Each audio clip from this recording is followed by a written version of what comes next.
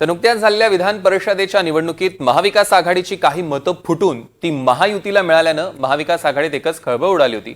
काँग्रेसची मतं फुटल्याचा महायुतीच्या नेत्यांकडून दावा केला गेला। त्या फुटीरांची हकालपट्टी करावी अशी मागणी राऊतांनी केली, तर काँग्रेसनं योग्य ती चौकशी करावी अशी मागणी अनिल देशमुखांनी केली।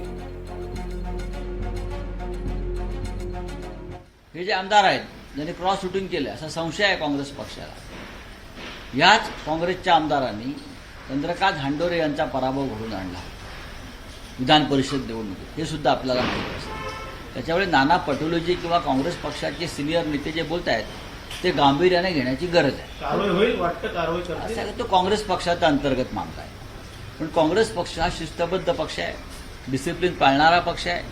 त्यांच्या पक्षाची एक रचना असते, त्या रचनेनुसार कारवाई होत असते।